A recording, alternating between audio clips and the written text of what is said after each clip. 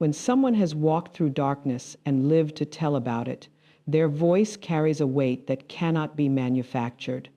When a person who once served the shadows comes into the light, they see things most people overlook. They recognize patterns others ignore. They can discern spiritual atmospheres that many shrug off as coincidence. Today we are stepping into revelation, raw, unfiltered truth from someone who was once part of the very world we're about to expose, not to glorify darkness, but to unmask it, not to elevate fear, but to empower discernment. Because there are forces that operate quietly, subtly, and strategically, hoping no one ever notices. But the moment truth enters the room, deception loses its power, and what was hidden becomes visible. This message is for anyone who feels something has been off but couldn't quite explain it, for anyone who has encountered strange resistance, unusual emotional battles, or relationships that drained you instead of elevated. You are about to receive clarity. You are about to gain sight. And by the time we finish, you will recognize what others miss and rise above what once intimidated you. There are moments when a person walks into your life and something about them unsettles your spirit, even though nothing appears wrong on the surface. You can't point to anything obvious, but your inner discernment becomes alert. These subtle behavioral patterns are not loud, dramatic, or easily recognizable. They slip in quietly, almost gracefully, wrapped in charm, confidence, or even deep emotional intelligence. But beneath the surface, there is a current, an energy, a posture, a way of engaging that feels off-center. This keynote explores those small, almost unnoticeable cues that an ex-witch recognized immediately because she once practiced them herself. She understood how influence works in silence, how control hides in kindness, and how manipulation can disguise itself as connection. People operating under spiritual influence rarely reveal themselves through overt acts. Their power lies in subtlety. They prefer to influence rather than confront, to guide rather than demand, to plant ideas rather than argue. They listen with unusual intensity, not to understand, but to assess. They observe your vulnerabilities, your emotional rhythms, your insecurities, and your desires. And without you realizing it, they begin to shape the atmosphere around you. They ask questions that seem harmless but are designed to open emotional doors. They give compliments that feel deep but create a sense of obligation. They offer support that binds rather than frees. Their presence begins to alter your mood, shift your confidence, or cloud your clarity, and you walk away feeling different without knowing why. Another subtle sign is the way they carry themselves spiritually. There is often an unusual awareness of energies, atmospheres, and emotional climates. They can sense things before they happen, not because they are wise, but because they are spiritually entangled. They may speak about intuition, vibes, or inner knowing with authority, yet that authority does not feel pure. It has weight but lacks peace. It has insight but lacks light. Their interactions are calculated, their silence is strategic, and their kindness is purposeful. They gravitate toward people who are spiritually open but emotionally vulnerable. They avoid those who are grounded, discerning, or spiritually strong, because influence thrives where clarity is weak. These behavioral patterns can be so subtle that many dismiss them as personality quirks or emotional complexity. But when someone who once lived in spiritual darkness describes these patterns, you begin to see how intentional and strategic they really are. They are signs of a deeper influence, working beneath the veneer of everyday behavior, shaping interactions, and drawing people into connections that drain rather than strengthen. Emotional instability is often dismissed as personality, temperament, or simply a rough season of life. But someone who has walked in spiritual darkness understands it differently. There is a kind of emotional turbulence that doesn't come from circumstances alone. It comes from a deeper place, a place where the soul is unsettled and influenced by forces that thrive in chaos. When an ex-witch speaks about emotional instability, she describes a pattern that is not random or unpredictable. It is intentional, strategic, and spiritually charged. This instability becomes a signal, a symptom, a marker of deeper activity at work beneath the surface. It shows up as rapid shifts in mood that don't match the environment, reactions that feel disproportionate, and emotional storms that appear without warning. These fluctuations are not just emotional outbursts, they are spiritual disturbances disguised as feelings. People influenced by these forces often live in cycles. Calm one moment, agitated the next. Compassionate today, cold tomorrow. Open in one conversation, guarded in the next. These changes leave those around them walking on eggshells, trying to predict which version of the person will appear next. But the instability is not just about unpredictability. It is a tool. It keeps others emotionally off balance. It creates confusion. It prevents clarity. It draws people into a caretaker role, feeling responsible for stabilizing someone who has no intention of being stable. The more emotionally ungrounded a person is, the easier it becomes for spiritual influences to operate through them without resistance. Another sign is how quickly they absorb the emotional climate around them. They are sensitive to tension, drawn to conflict, and often become catalysts for emotional escalation without even realizing it. Small frustrations become major breakdowns. Minor misunderstandings spiral into arguments that drain the atmosphere of peace. There is a way their presence shifts the room, not always loudly, but undeniably. They may seem intense, overwhelmed, or deeply affected by things that others shake off easily. This hypersensitivity is not just emotional fragility, it is spiritual vulnerability that opens the door to manipulation, influence, and distortion. An ex-witch would describe how emotional instability becomes an entry point for spiritual control. When a person cannot regulate their emotions, something else will. When their inner world is chaotic, external forces find space to whisper, guide, push, or provoke. They may feel things that are not theirs, react to thoughts that did not originate within them, or carry burdens that were never meant for their shoulders. And the people around them feel the weight of this instability too, sensing that something is happening beneath the surface that cannot be explained through psychology alone. Words are not just sounds shaped by the mouth. They are carriers of intention, containers of energy, and gateways that open realms most people never think about. An ex-witch understands this intimately because words were once her tools, her weapons, her rituals, her access points. She learned that speech is never casual. Every phrase spoken, whispered, declared, or repeated has the power to build, break, bind, or release. When she exposes how words become gateways for unseen forces, she is not speaking metaphorically. She is speaking from experience, experiences where a simple sentence carried enough spiritual weight to shift the atmosphere, alter the mood, or influence the direction of someone's life without them realizing where the shift came from. Certain phrases, especially those spoken in vulnerability or repeated out of habit, become invitations. Not invitations screamed or formally announced, but quiet openings created through agreement. Words like "I'm always unlucky," "nothing ever works out for me," or "I can't help myself" may sound like emotional expression, but spiritually they function as permissions. They declare limitations, they reinforce cycles, they keep a person tied to patterns that drain their strength.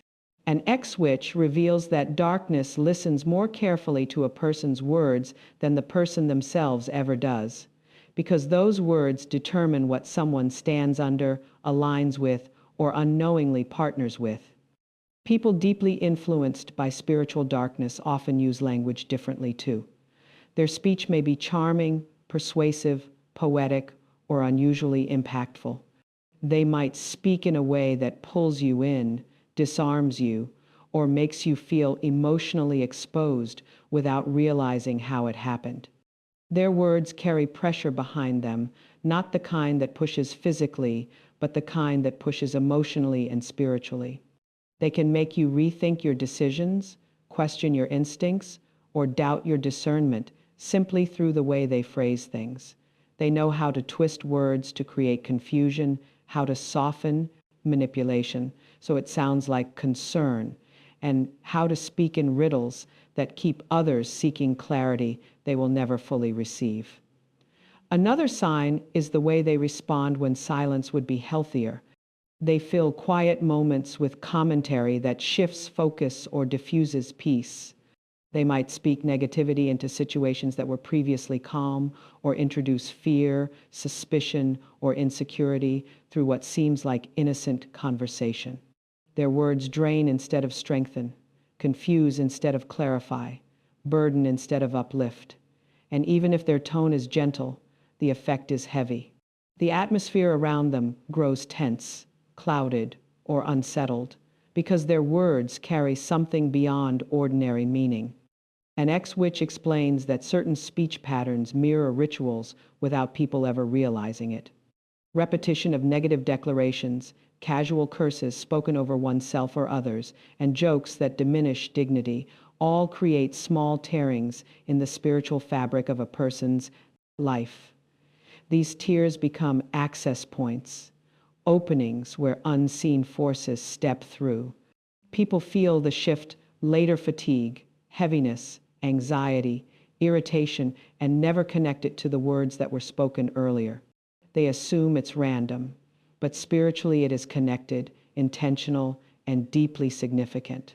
Words spoken in anger, fear, or hopelessness create some of the most powerful gateways because emotions amplify spiritual impact. When someone in a vulnerable state speaks destructive or defeated language, it resonates at a deeper frequency, drawing in what matches the words. And when those words are spoken by someone spiritually entangled, the effect multiplies, shaping thoughts, decisions, and environments in ways that feel invisible but undeniably real. Agreements are one of the most underestimated forces in a person's spiritual life because they don't always look like contracts. They don't require signatures, ceremonies, or formal declarations. Many agreements are formed through thoughts entertained too long, emotions tolerated too deeply, or words spoken without awareness. An ex-witch reveals that agreements were the foundation of every spiritual operation she practiced. Nothing moved, nothing shifted, nothing gained access without an agreement. And the most dangerous part is that agreements are often made unconsciously. A person can come into alignment with darkness without realizing they have said yes in the spirit. Agreement is not simply saying, "I accept this." It is allowing your actions, beliefs, emotions, or patterns to match the influence whispering to you. These agreements can be formed through relationships where someone slowly yields their boundaries, their confidence, or their discernment to another person. When someone begins to adjust who they are to accommodate confusion, instability, or manipulation, an agreement is already forming. The ex-witch explains that people under spiritual influence seek these agreements intentionally because they grant permission to influence thoughts, to drain emotional strength, to sabotage clarity, or to shape decisions. Once a person begins agreeing internally, they often don't realize how deeply those agreements begin binding their soul. They start accepting what they should resist. They start normalizing what should alarm them. They start embracing what slowly weakens them. Another form of agreement appears in the mind through repeated thoughts that feel intrusive but become familiar. Thoughts like, "I don't deserve better," "I'll never be free," or "this is just who I am," may come from places that do not belong to the person who thinks them. But once someone starts believing them, even quietly, the agreement strengthens. Belief is powerful because it aligns a person's internal world with the whisper they hear.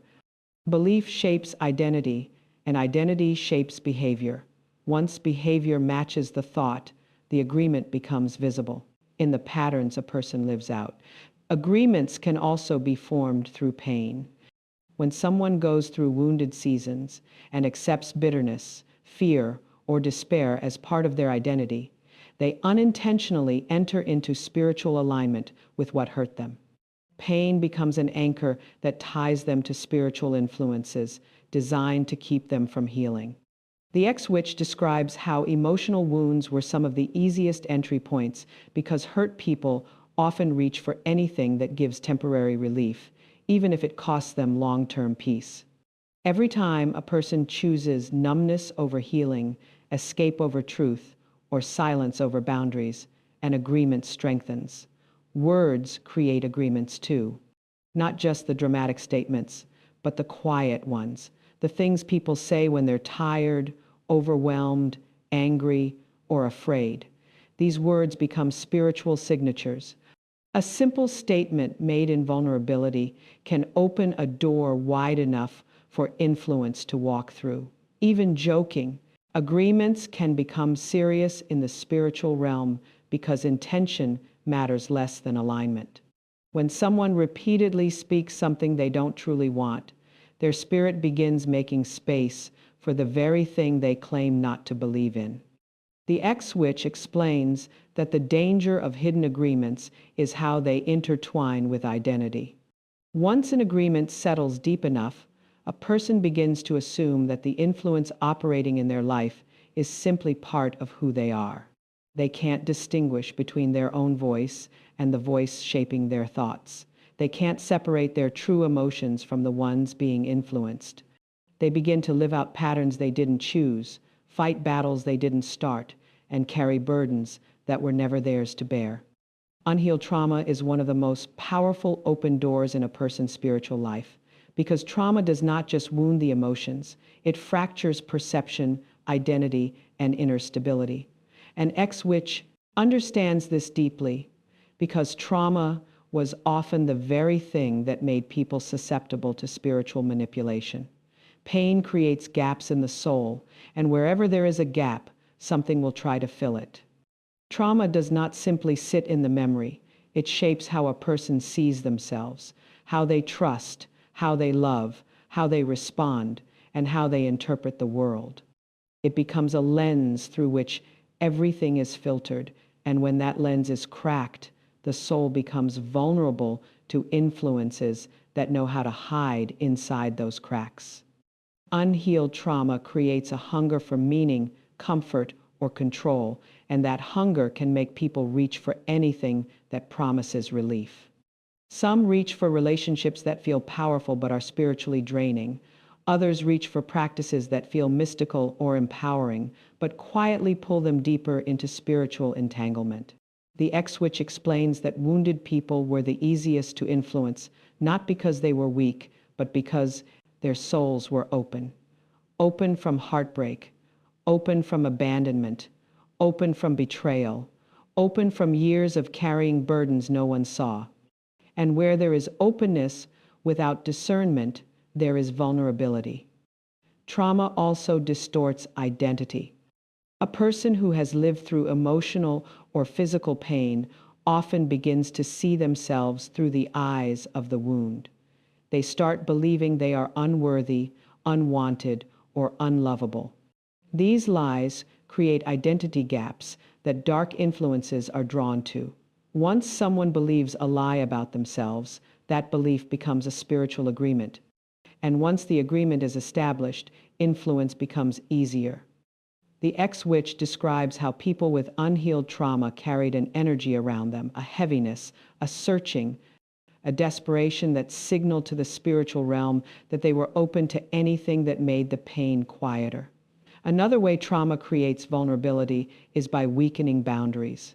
People who have experienced deep hurt often fear conflict, abandonment, or rejection. Because of this, they allow behaviors they should resist, tolerate relationships they should leave, and accept patterns that damage them. Their boundaries become thin, and thin boundaries are easy to cross. Someone with spiritual influence can step into the emotional space of a traumatized person with almost no resistance.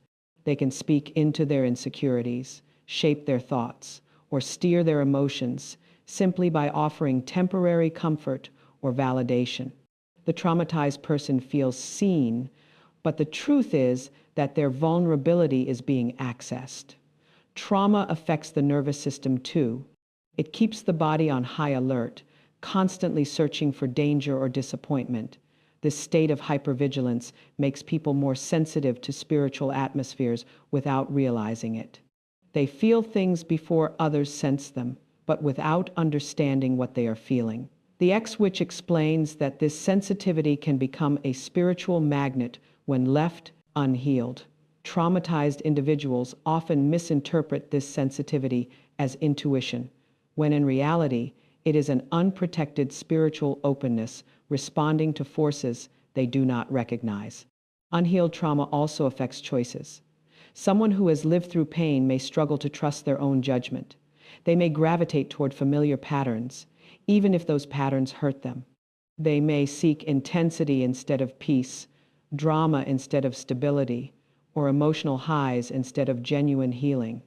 These cycles create spiritual vulnerability because anything that mirrors past wounds feels familiar, and the soul will often cling to the familiar even when it is harmful.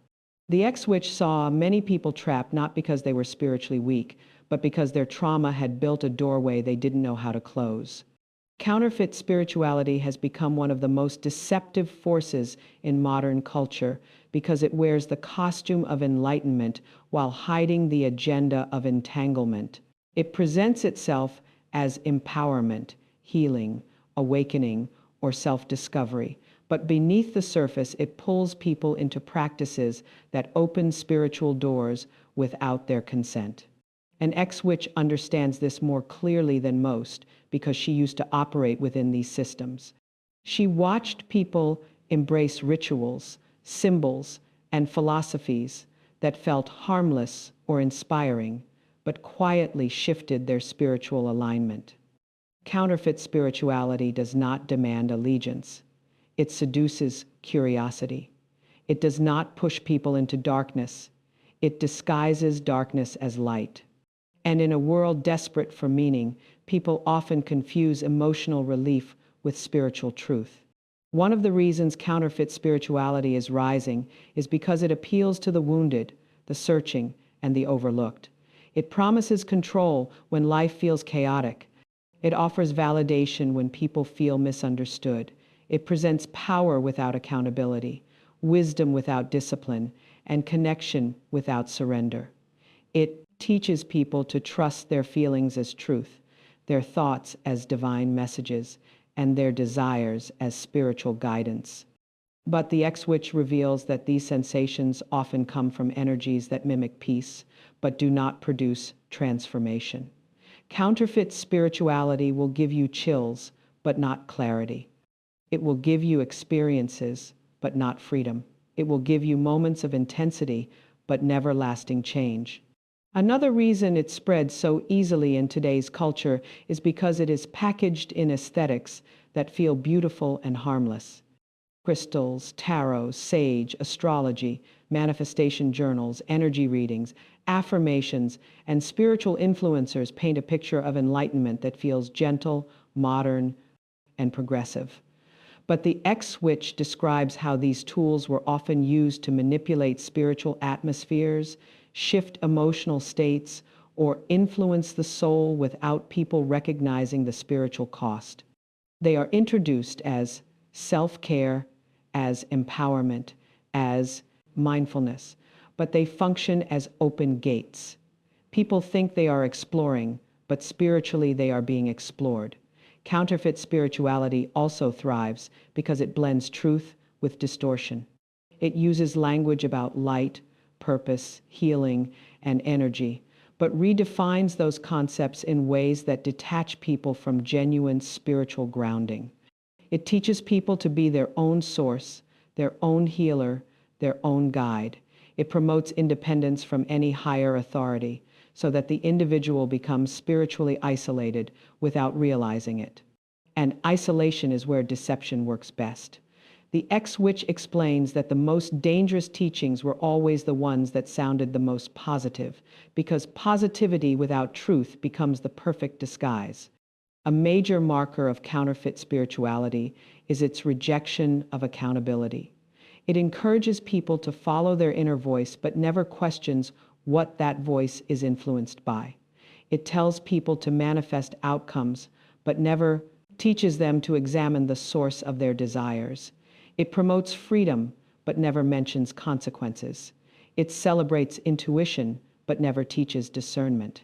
This creates a spiritual environment where people feel elevated emotionally, but weakened spiritually. They become open without being protected, curious without being grounded, and awakened without being aligned.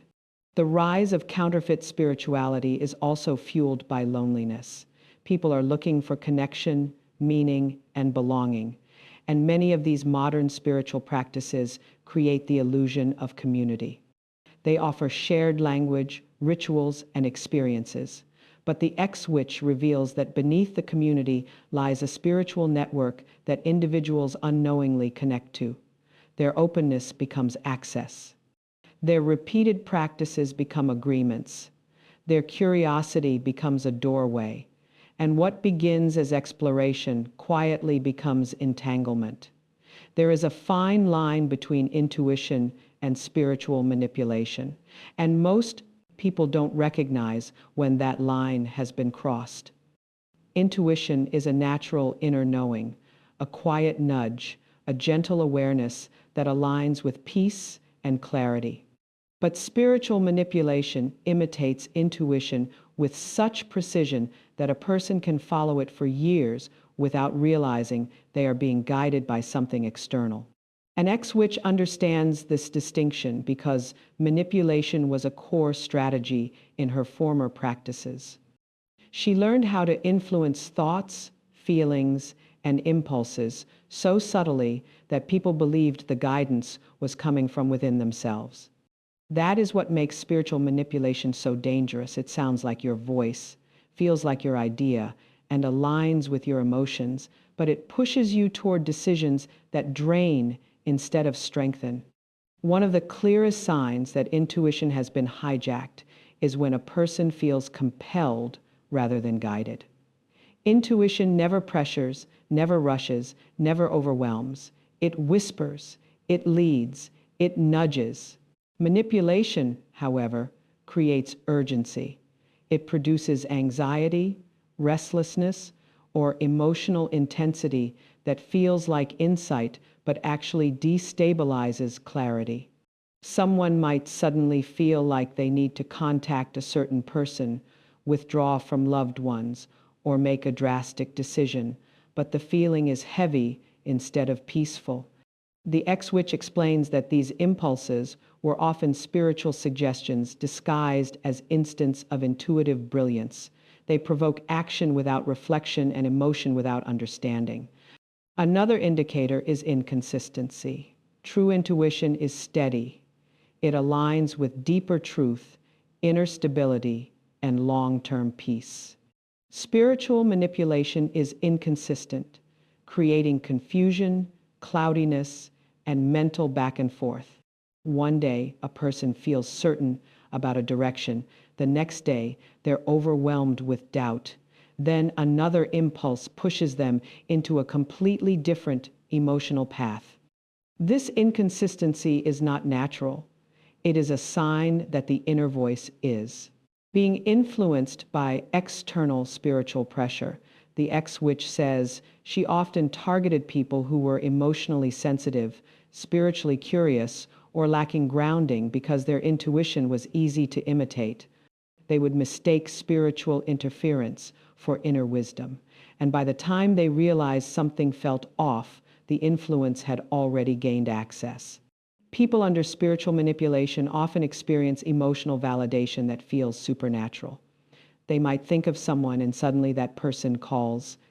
They might have a dream that lines up with their fears or desires. They might feel a sudden surge of energy or insight that seems powerful and personal. But these experiences, though intense, lack transformation. They excite the senses but don't elevate the spirit. The X-Witch explains that many of these moments were engineered to form trust. Once the person began trusting the false sense of intuition, they stopped questioning where the impressions came from. Manipulation thrives when discernment is numbed. A major warning sign occurs when intuition begins to isolate a person. True intuition never isolates. It clarifies relationships, strengthens bonds, or exposes harmful connections gently and consistently. But spiritual manipulation pushes people away from those who bring accountability, truth, or grounding. The person begins feeling misunderstood, detached, or distant from their support system. They may start receiving inner impressions that certain people are against them or that they must keep secrets. These impressions create emotional distance, which then creates spiritual vulnerability. Isolation makes influence easier, because the person no longer has voices around them that challenge or correct what they're sensing.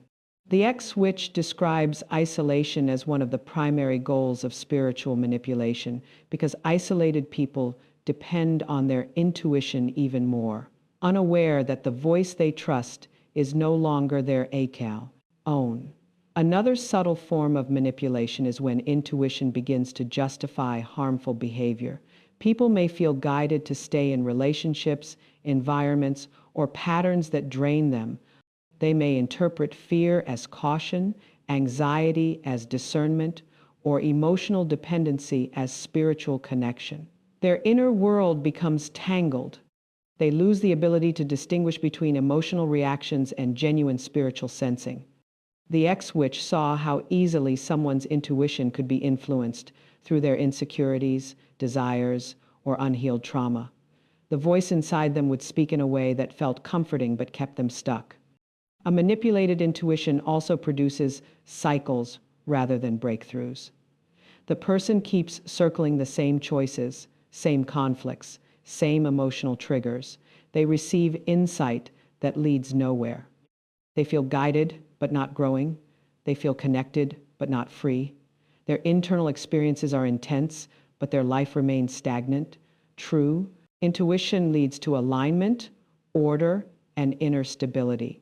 Manipulated intuition leads to emotional dependency on the very voice that is misleading them. The X-Witch ultimately reveals that the easiest way to manipulate someone spiritually is to imitate their intuition so perfectly that they never question its origin. And once that imitation becomes familiar, the voice becomes trusted. And once it becomes trusted, it becomes internalized. And once it becomes internalized, it begins to shape choices, emotions, relationships, and identity, until the person no longer remembers what their true inner voice felt like. Environments carry atmospheres, and atmospheres carry influence. Most people walk into a room and only notice what they can see: the decor, the people, the lighting, the noise. But an X-Witch describes environments very differently. She explains that every place has a spiritual climate, a tone, a vibration, a weight that rests over it, and people sensitive to the spiritual realm pick up on these atmospheres instantly. They may not understand what they're sensing, but they feel something shifting inside them. Their mood changes, their thoughts fluctuate, their energy rises or drops, and they assume it's emotional when, in reality, it's spiritual. Some environments amplify clarity, peace, and stability. Others stir confusion, heaviness, restlessness, or anger. And those who are spiritually sensitive often mistake this sensitivity as intuition when, in truth, they are reacting to the unseen atmosphere they just entered. An X-Witch reveals that certain people carry atmospheres too. When they walk into a space, the environment shifts subtly. The air feels different. Conversations change. Emotions heighten. Peace becomes tension, or tension becomes ease. Those with spiritual sensitivity often sense these changes immediately. They may describe it as a strange feeling, an unexplained heaviness, a sudden discomfort, or even an unexpected sense of attraction or familiarity. But what they're actually responding to is the spiritual atmosphere surrounding the person who just entered. Some people carry light, clarity, and calm. Others carry confusion, manipulation, or emotional volatility. And when a spiritually sensitive person encounters someone with strong spiritual influence, the environment between them becomes a battleground they cannot see. Environments where conflict, chaos, or trauma are present create openings. The X-Witch explains that atmospheres soaked in fear, anger, bitterness, or addiction become spiritually charged. They pull sensitive souls into emotional states that don't belong to them. A person can walk into a room feeling fine and suddenly become irritable, anxious, or overwhelmed without knowing why. They assume it's their own emotions rising, but they are absorbing the residue of the atmosphere they stepped into. These environments are not random, they have histories. The walls have absorbed years of arguments, heartbreaks, secrets, and emotional energy. Sensitive people pick up on all of it, not because they are weak, but because they are spiritually open. A person's room, home, workspace, or even their car can carry lingering spiritual atmospheres. Objects, memories, old relationships, and unprocessed pain can hold emotional and spiritual residue. Someone who is spiritually sensitive often feels drained in certain areas of their home without understanding why. They may avoid one room, feel tense in another, or sleep poorly in a particular space. The X-Witch explains that these atmospheres cling to places where trauma, avoidance, or secrecy live. Energy does not simply disappear because time passes. It settles, it absorbs, it influences. And unless intentionally addressed, it shapes the emotional experience of anyone spiritually open who enters that space. Relationships form their own environments too. Two people interacting create an emotional and spiritual exchange. Sensitive souls often feel this exchange intensely. They may feel uplifted around certain people and exhausted around others. They may feel grounded with one person and completely disoriented with another. And sometimes the confusion they feel is not about the relationship itself, but about the spiritual atmosphere that relationship carries.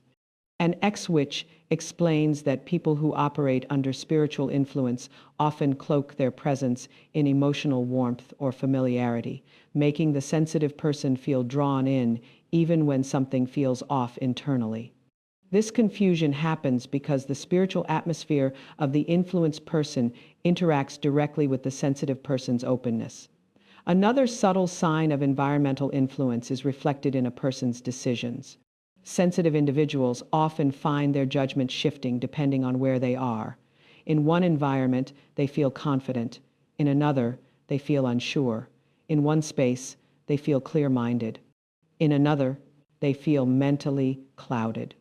These shifts are not coincidence. The X-Witch reveals that environments with heavy spiritual activity create a kind of mental fog that makes discernment difficult.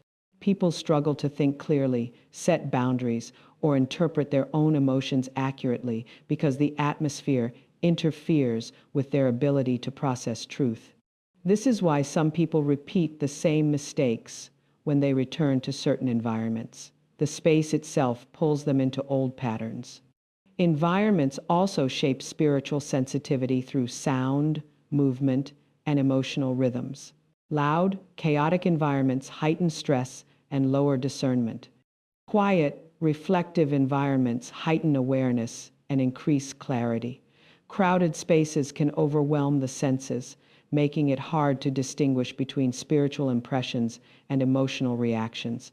Isolated spaces can amplify inner voices, whether they are healthy or unhealthy.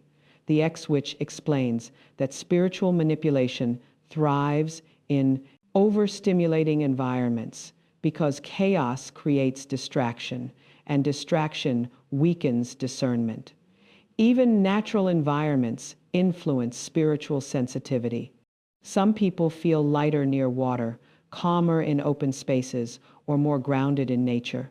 Others feel unsettled in dense cities or overwhelmed in dark, enclosed areas. The ex-witch says that these reactions are not random. Nature carries purity and clarity, while man-made environments can carry the accumulation of human emotion and activity. Sensitive individuals instinctively respond to these contrasts. Atmospheres affect sleep, dreams, creativity, and emotional regulation. A spiritually heavy environment can create nightmares, insomnia, or emotional fatigue. A spiritually healthy environment fosters peace, rest, and clarity. Sensitive souls experience these impacts, first because their spirit is attuned to the unseen currents flowing through a space, and unless they understand this sensitivity, they may internalize emotions, thoughts, and experiences that never belonged to them in the first place.